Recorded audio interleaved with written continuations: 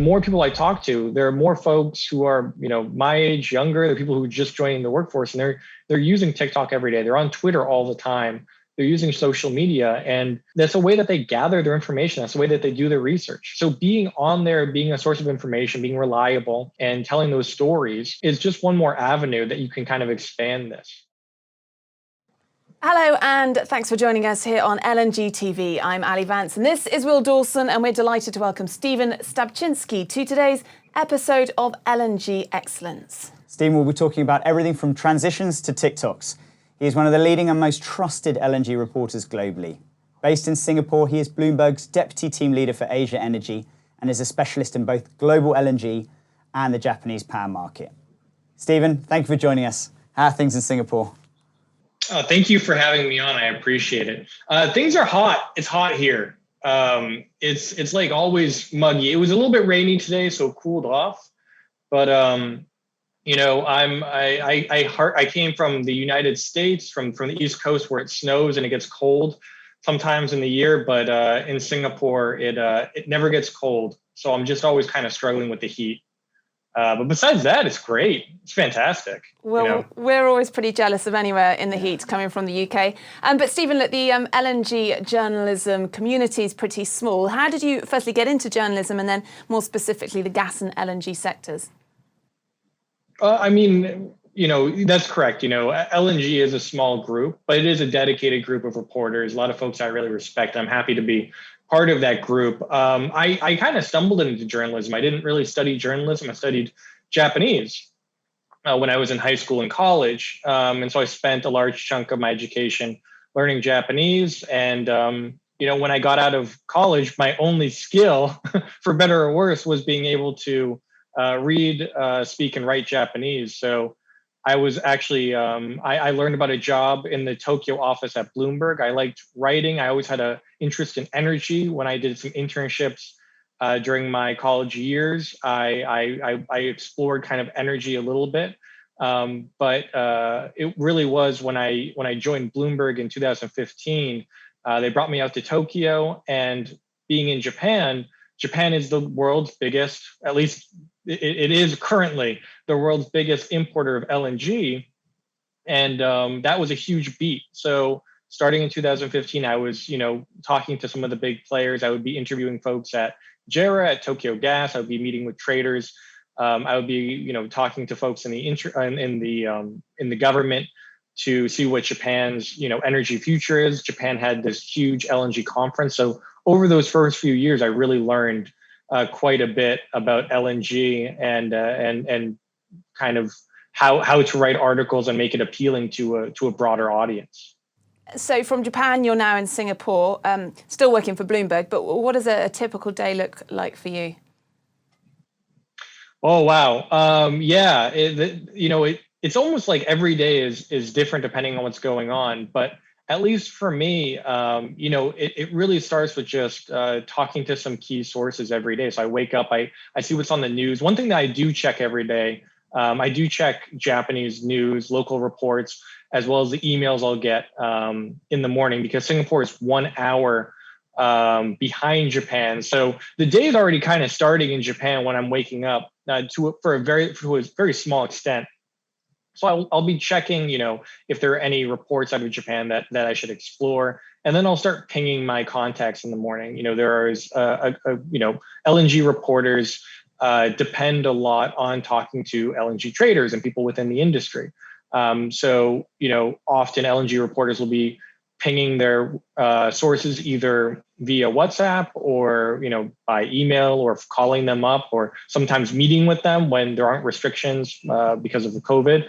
And so in the morning, I'll start to hear, what's going on, who's buying LNG, who's selling, are there any new tenders out there, as well as what are the bigger stories going on. Sometimes I can spend a lot of time tackling the LNG stuff, but other times, maybe there's a breaking news story out of Japan or out of China or out of Australia that I have to jump on. For example, yesterday, the Japanese government revised the cost estimates for how much it will cost to generate electricity by different energy sources in 2030. So for the first time, they don't see nuclear being the cheapest in 2030. They expect solar power to be cheaper in terms of dollar per kilowatt hour or yen per kilowatt hour of generation. So those sorts of things, so it's not always LNG all the time. I kind of go across the whole spectrum, but LNG is my bread and butter. I mean, in terms of over the course of your career, particularly in these last sort of 6-7 years or so, there's been a huge amount of change. Are there, or is there a particular story or a memorable interview that sort of sticks out for you? I think for me, I really enjoyed visiting some of the nuclear power plants when I was in Japan. I had the opportunity to go to Fukushima Daiichi, I think in 2016, then again in 2017, which is the wrecked nuclear power plant. And while that is there are a lot of difficult memories for people in that region, and it was a terrible disaster. But being able to go there and see the progress that they're making in terms of the cleanup, interviewing people, and reporting that story from the ground, it's a story you can only report if you go there. And I thought that was an experience that I think helped me with my ability to write about the Fukushima disaster, because the Fukushima disaster has had an impact across the entire energy spectrum, not just in nuclear energy, but also LNG. Japan had to shut their entire fleet of nuclear reactors after the disaster. That forced them to import way more LNG. That forced them to make big decisions on investing in US LNG projects, on projects from Australia to Qatar, to different places where they're signing new agreements. That immediate period after Fukushima really changed the LNG industry for that period of time. And it was a big mark. So going to Fukushima and seeing that and understanding what happened there with your eyes instead of through a documentary, I think is really interesting. And we were able to tell compelling stories about the facility, about the cleanup effort, about the robots that are going into the facility to search for the melted fuel because humans can't go inside. I always thought that was to me, something that I thought was a good experience for me to learn as a journalist, especially as someone who has to explain that story to readers around the world. How do you balance those human interest stories like the Fukushima disaster and industry news when you're setting out for the day? Are you looking for more of those characters and human interest ideas, or is it very much just about reporting the industry news and deals and things in LNG industry and in the Japan power market? No, I mean, you make a really good point. There's almost like a different array of readers, right? The folks like my mom isn't too interested in X company put out a tender and closed a tender and sold an LNG cargo. That's very industry specific. But at the same time, you're right. Like I do want to build on that and write those human interest stories that maybe do connect with folks who don't look at the market every day. I think one good example is you just look at the price of European natural gas and JKM over the last few weeks. While it's a little bit down today, I think it shot up to a record high earlier this month. And there's a story to tell that traders care about, right? Who's buying, who's selling, what's Russia doing to pipeline flows, what's going on here, the very specific, what's happening with this one pipeline. Those specific stories are very important for those clients. But then at the same time, you can tell a wider story about, what's the human impact? What happens when natural gas prices get high? Explain this very simply to a reader so that they know, so that someone who's reading the newspaper in the morning can say, okay, this is how it's impacting my life. It changes the price of electricity. There's a geopolitical element to it. There are all sorts of ways to elevate, LNG stories that I think, it is easy to get into your corner. I think I can fall victim of this, get into your corner and just say, hey, I want to write about this really niche topic. But then you have to kind of stretch yourself out and say, how can I make this bigger? And you're right, it is about those characters, but also it's just explaining it in a simple way that can be compelling to an average reader. Yeah, and I think that there seems to be no shortage of stories at the moment. I guess looking into your crystal ball, be interested to kind of get your take on what you see as maybe some of the big things that might be coming down the pipe, so to speak, over the next 6 to 12 months within the industry. Yeah, I'm not an analyst, so it's difficult for me to make predictions. But I can tell you, for the stories that we have published and written, my colleagues in Europe wrote this really great story a few weeks ago about how European gas prices and to an extent LNG will be greatly affected by how quickly Nord Stream 2 comes online. And I think that's going to be like a very, very key event when it starts flowing. And I think the industry is looking at that very closely. So that's something that, reporters, analysts, traders will be monitoring.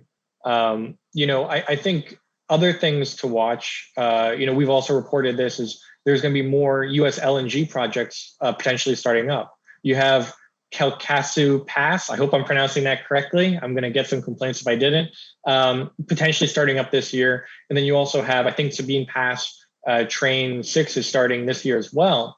So you're having some more, LNG come in. And then another thing that, we've flagged in our stories is potentially, what's going to happen with the Panama Canal this winter. And also just how cold is the winter going to be? So those are those stories. But I think you just look at what's happening right now and you look at the European stockpiles as well. What's going to be happening? How are they going to be able to quickly fill those stockpiles? They're at, I think, the lowest level for this time of year in over a decade. How is the industry going to cope with that? Is also going to be something that we've written about in the past and we're going to keep writing about because, the industry is watching. It's great to be speaking to someone behind so many breaking stories within our industry. LNG TV is all about, the people powering the industry. Do you feel there's more room for more personalities in journalism, or perhaps the industry in general?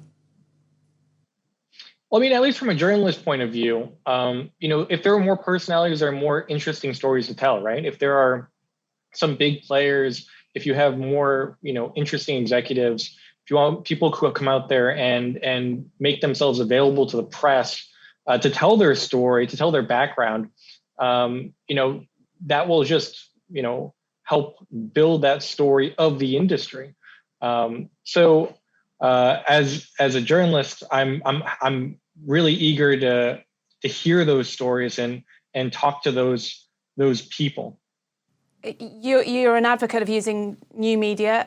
You've got 11,000 Twitter followers, and you use TikTok also quite frequently. LNG and TikTok wouldn't necessarily be a sort of a natural relationship. You wouldn't necessarily see too much LNG news on TikTok. How did that come about, and do you see it as a powerful tool?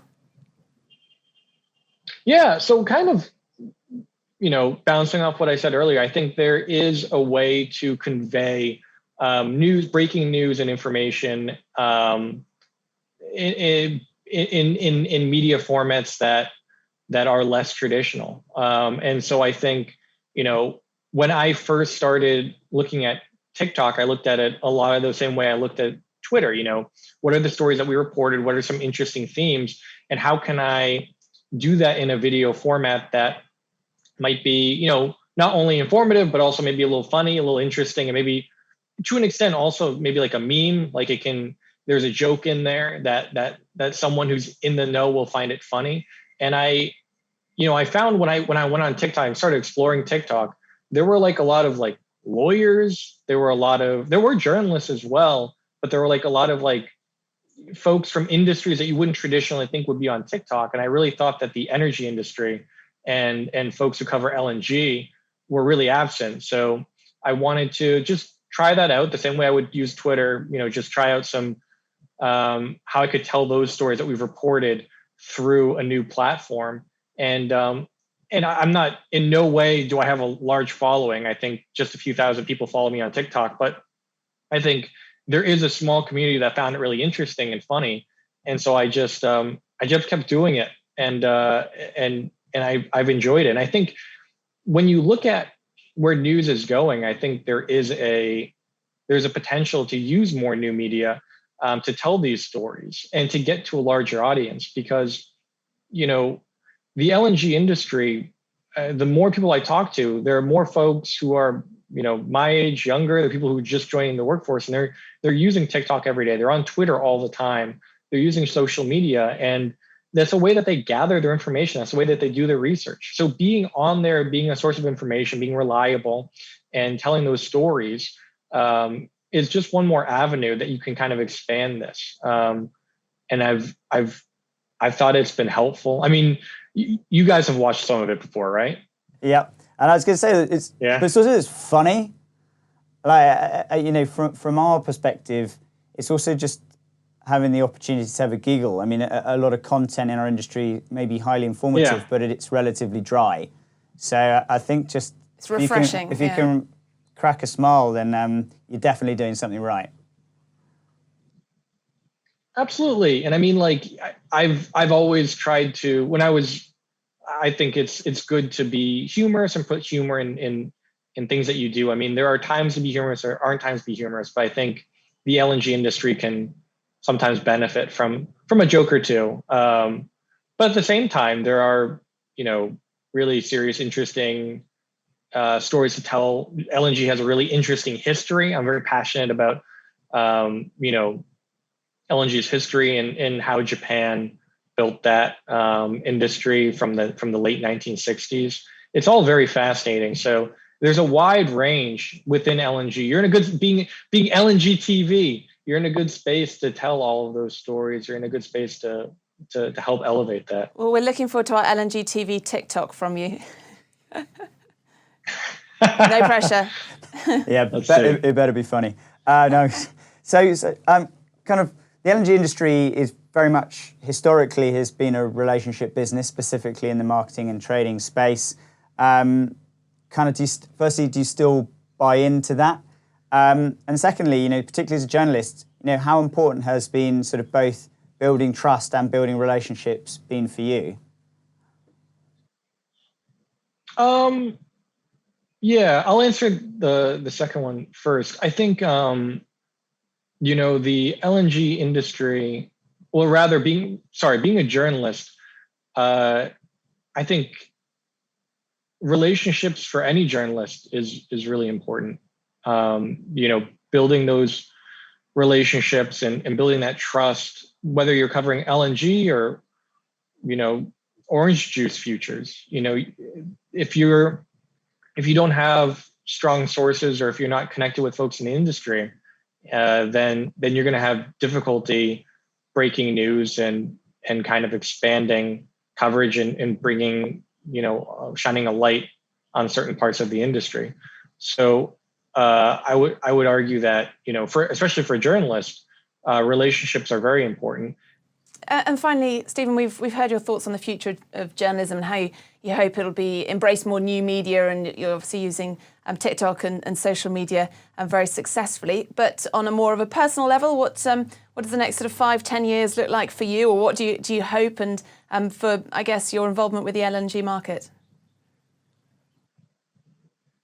I just want to keep writing some great stories and break news and hope people read my articles. That's really it for me. I love what I do, and I want to keep doing it. So it's not a very exciting answer, but just write some more great articles. Well, Stephen, just keep on doing what you're doing so well, because look, we enjoy reading your articles and, of course, following you on social media. But also, thank you very much for joining us here on LNG TV. Thank you for having me. That was Stephen Stapczynski joining us from Singapore, the Bloomberg reporter. Thank you also, though, for watching us here on LNG TV. From Will, myself, it's goodbye. And thank you for watching the latest episode of LNG Excellence.